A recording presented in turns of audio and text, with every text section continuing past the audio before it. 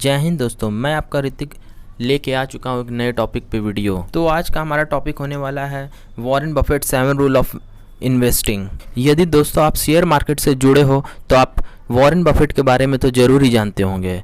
अगर नहीं भी जानते हैं तो मैं बताता हूँ। वॉरेन बफेट एक विश्व प्रसिद्ध इन्वेस्टर हैं जिन्होंने 14 साल की उम्र से ही इन्वेस्टिंग चालू कर दी थी और इन्होंने इन्वेस्टिंग के कुछ रूल भी बताए बिगनर्स के लिए। तो आज हम जानेंगे इन 7 रूल्स को।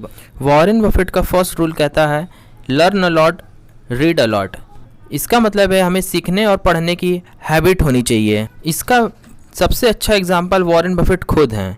जब वॉरेन बफेट 10 साल के थे तो वो उमाऊ में हॉर्स राइडिंग देखने जाया करते थे जिसका नाम अर्क्शबन था, और वे रेस देखने तब जाते थे जब रेस खत्म हो चुकी होती थी और सारे लोग घर जा चुके होते थे। वहां फेंकी सारी टिकट्स को उठाते। वे ऐसा ये इसलिए करते थे क्योंकि वो सोचते थे कि इसमें से किसी ना किसी ने तो विनिंग टिकट ही फेंक दी होगी, क्योंकि वहां लोग एंजॉय करने आते, टिकट लेते और ड्रंक हो जाते हैं। वॉरेन बफेट सारे टिकट्स को कलेक्ट करके एक एक करके चेक करते हैं और हर बार उन्हें ऐसी एक टिकट ज़रूर मिलती जो विनिंग टिकट हुआ करती थी। उन्हें पता था कि उन्हें विनिंग टिकट के पैसे कोई नहीं देगा, क्योंकि वे 10 साल के बच्चे थे। इसलिए वे टिकट को ले जाके अपने आंटी को देते और उनकी आंटी काउंटर पे ले जाकर टिकट को कैश करा लेती। ये पेशेंट एंड रीडिंग का हैबिट उनमें शुरू से था। और जब वॉरेन बफेट 20 साल की हुए तो उन्होंने अपना इन्वेस्टिंग करियर स्टार्ट किया बफेट पार्टनरशिप के नाम से, और वे पूरे दिन मूडी मैनुअल पढ़ा करते थे। अब जिन्हें मूडी मैनुअल टर्म नहीं पता है तो मैं बताता हूँ कि ये क्या है। आजकल तो वेबसाइट पर कंपनी के सारे इन्फॉर्मेशन होते हैं, पर पहले ऐसा नहीं था। मूडी मैनुअल बेसिकली एक फाइनेंशियल बुक थी जिसमें कंपनीज की फाइनेंशियल छोटे छोटे लेटर्स में लिखा हुआ करता था। मूडी मैनुअल के एक पेज में 5 से 6 कंपनीज के फाइनेंशियल लिखे होते थे। इस मूडी मैनुअल को वॉरेन बफेट पूरा दिन पढ़ा करते थे, और आज भी वॉरेन बफेट बुक्स से लेकर कंपनी के रिपोर्ट्स पढ़ा करते हैं। और उनका मानना है कि सबसे बड़ी कंपाउंडिंग नॉलेज की होती है, जो बहुत से लोग समझ नहीं पाते। वॉरेन बफेट का रूल 2 कहता है नो व्हाट यू ओन, जानिए आपके पास क्या है। तो आइए हम समझते हैं रूल 2 को पीटर लिंच की बुक बीटिंग द स्ट्रीट्स से, जिसमें उन्होंने बताया है कि सेंट एजेंस नाम के स्कूल के 7 क्लास के बच्चों के बारे में, जिन्होंने 14 कंपनीज के पोर्टफोलियो तैयार किया था जिसका 2 साल का रिटर्न 70% था, जबकि उसी टाइम अमेरिका का फंड इंडेक्स S&P का रिटर्न 26% था। इंडेक्स फंड को भी बीट कर दिया। ये सब की शुरुआत हुई एक टीचर और एक CEO जॉन मॉरिसे के डिस्कशन के बाद। ये दोनों एक थ्योरी प्रूव करना चाहते थे कि किसी को MBA नहीं चाहिए, ना ड्राइविंग लाइसेंस चाहिए, ना एक्सेल स्किल चाहिए, बल्कि लोगों को अच्छी इन्वेस्टमेंट स्किल चाहिए। और ये थ्योरी प्रूव भी किया गया उन दोनों के द्वारा।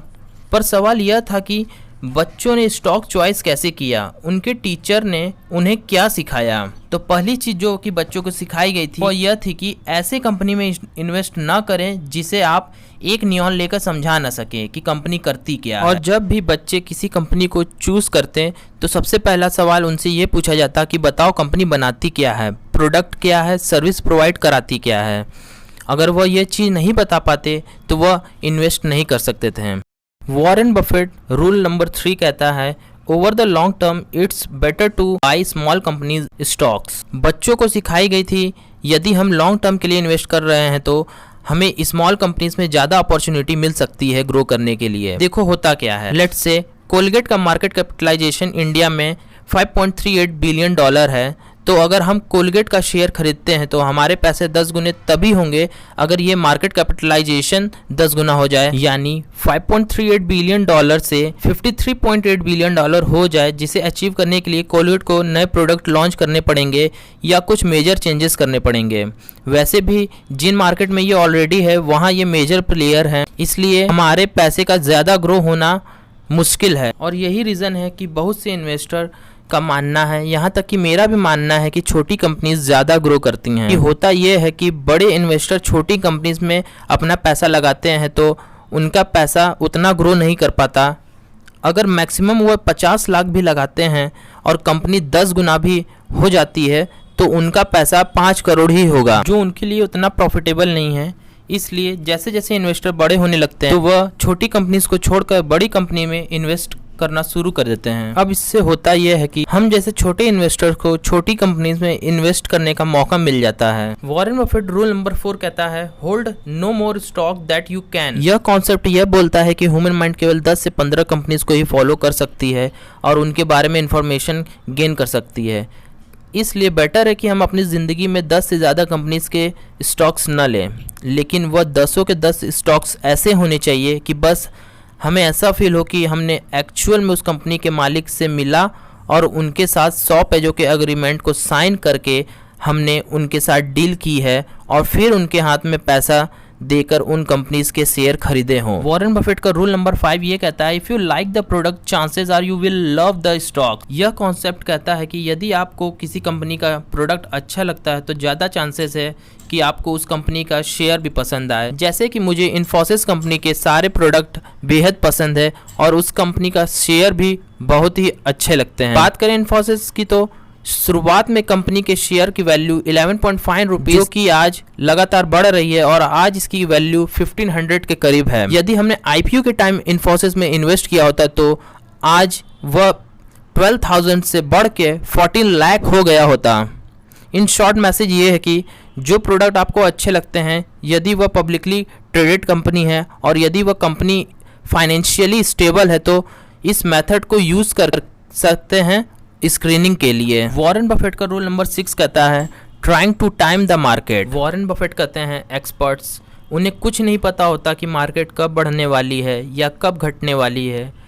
उनकी तो जॉब यह है कि उन्हें प्रिटेंड करना पड़ता है कि इन्हें सब पता है, इसलिए फ्री में एडवाइस देने लगते हैं कि मार्केट में नेक्स्ट टाइम क्या होने वाला है। जो बेस्ट इन्वेस्टर होते हैं उनका मेन फोकस होता है कि वह अच्छे बिजनेस खरीदें जिनके प्रोडक्ट एक्चुअल में पब्लिक को चाहिए। यदि बिजनेस एक्चुअल में ग्रो कर रहा हो तो लॉन्ग टर्म में उनके शेयर के प्राइस भी एक्चुअल बिजनेस के ग्रो के रेट से ही ग्रो करेगा। इसलिए बेटर है कि हम बिजनेस में फोकस करें ना कि मार्केट को टाइम करने में। वॉरेन बफेट का रूल नंबर 7 ये कहता है कि free cash flow is the king. ये पॉइंट कहता है कि यदि कंपनी का प्रॉफिट ही बढ़ते जा रहा है पर उसका कैश फ्लो नहीं बढ़ रहा है तो हो सकता है कि कंपनी में कुछ गड़बड़ हो। हम में से जो फैमिलियर नहीं है इस टर्म से, पहले ये टर्म उन्हें बताते हैं। देखिए, अर्निंग का मतलब प्रॉफिट है, लेकिन प्रॉफिट का क्या होगा ये भी मैटर करता है। एक्चुअली जब कंपनी अपनी फाइनेंशियल रिपोर्ट पब्लिश करती है तो उनमें किसी को कंपनी को पैसे देने भी हो, यानी कंपनी ने किसी को सामान उधार पे दिया हो और वो पैसे अभी मिला नहीं हो, उसे भी कंपनी प्रॉफिट में इंक्लूड कर लेती है, जो हमें कंपनीज को एनालिसिस करने में कंफ्यूज कर सकती है। इसलिए वॉरेन बफेट का फेवरेट इंडिकेटर है free cash flow. Free cash flow को समझने के लिए पहले कैश फ्लो को समझते हैं। कैश फ्लो वह पैसा है जो एक्चुअल में कंपनी के पास है। अगर हमें पूरी स्टोरी जाननी है कि इसके साथ क्या हो रहा है तो हमें इन्फोसिस की एनुअल रिपोर्ट पढ़ने के बाद ही पता चलेगा कि कौन सा पैसा कहाँ खर्च हुआ, कौन सा आने वाला है, etc। यह कैश फ्लो 3 चीज़ों से मिलकर बना है। कैश फ्लो ऑपरेटिंग एक्टिविटी, यानी जो पैसा मेन ऑपरेशन से इन्फोसिस के पास आया जो हमारे लिए बहुत इंपॉर्टेंट है। दूसरा कैश फ्लो इन्वेस्टिंग एक्टिविटी, यानी वह पैसा जो दूसरी कंपनी में इन्वेस्ट किया गया हो। तीसरा कैश फ्रॉम फाइनेंसिंग एक्टिविटी, यानी कि कंपनी ने लोन लिया हो और पैसा कहीं से आना बाकी हो। एक्चुअल में जो फ्री कैश फ्लो जिसे हम किंग मानते हैं वो होता है operation cash minus capital expenditure. यानी मान लो कि आपका बिजनेस हर साल 1 करोड़ का प्रॉफिट बनाता है, लेकिन आपके बिजनेस का नेचर कुछ ऐसा है कि आपको अगले साल बिजनेस करने के लिए मशीन लगवाना हो जिसकी कीमत 99 लाख है, तो फिर ऐसे 1 करोड़ का प्रॉफिट का क्या फ़ायदा जिसमें से 99 लाख मशीन पे खर्च हो जाए। एक्चुअल में आपका प्रॉफिट तो 1 लाख हुआ ना, और इसे ही फ्री कैश फ्लो कहते हैं। इसलिए कंपनी के फ्री कैश फ्लो पर नज़र बनाए रखें। Thanks for watching. तो आज के लिए बस इतना ही। अगला वीडियो आपको किस टॉपिक पे चाहिए कमेंट करके ज़रूर बताएं।